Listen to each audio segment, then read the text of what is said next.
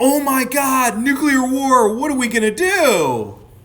Okay, in all seriousness, welcome back. So the other day, there's this situation with Hawaii. This huge scare happened where apparently everybody was told through the emergency notification system that some kind of nuclear explosion or nuclear weapon was going to hit Hawaii in some shape, way or another, and it caused a lot of problems. There was pandemonium, speeding cars, ignoring red lights, people knocking other people down in shopping malls, that kind of thing, to get home to their loved ones. Just mass, almost hysteria. These people were trying to flee to bathrooms or borrowing bathtubs, the old standby hallways, and then of course storm drains if they're lucky enough to be close to one of those. Obviously, in a state that has little or no basements in homes or any kind of commercial buildings, what else could they do? And then on top of that, you have the fact that hotels, for example, have zero plan in place for a real event, which is indicative to virtually all the companies and governmental organizations in the state. And all this because a button was accidentally pressed by state employees. So all this is just, it's ridiculous on one level. It's kind of tragic on another level. Like, obviously, as far as we know, nobody got seriously hurt, but the potential for somebody getting seriously hurt was definitely there.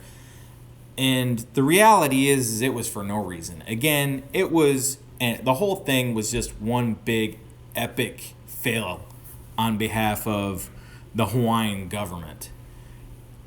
With no real plans put in place on behalf of the governmental authorities or company leaders at various corporations, how is one going to expect any other type of result?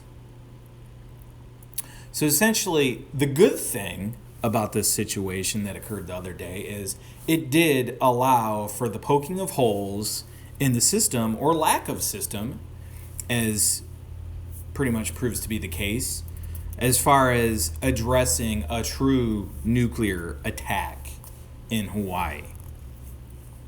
So hopefully, this will be a lesson learned on behalf of the Hawaiian government and all the corporations and companies, private owners, what have you, in the state of Hawaii, to do research, get some systems in place, get some guidance, whether it's from state authorities, assuming the state authorities get themselves together at that point, or of course from the federal government. I don't care. Private organizations that specialize in stuff, think tanks, again, doesn't matter.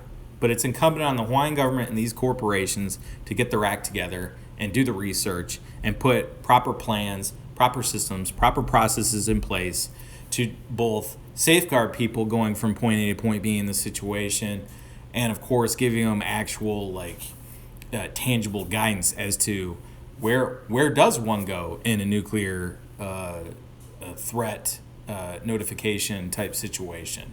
I don't know, but a hallway doesn't really seem to cut it. So maybe that's another thing they needed to address. Maybe they need to try to, I don't care, find a cave in one of the mountains there or something. I don't care if they dig a hole in Diamond Head and everybody goes into Diamond Head. But this is a pretty serious situation, and someone needs to take note of this on many different levels. But again, learning situation. Hopefully everybody there in Hawaii will take note of this and learn from it, and again put these systems, processes, plans in place to facilitate a true safe, or as safe as possible, plan to be carried out in the event that there is a nuclear attack of some sort on the state. But anyway, thanks again for listening in. Feel free to draw your own conclusions, and I'll see you in the next video.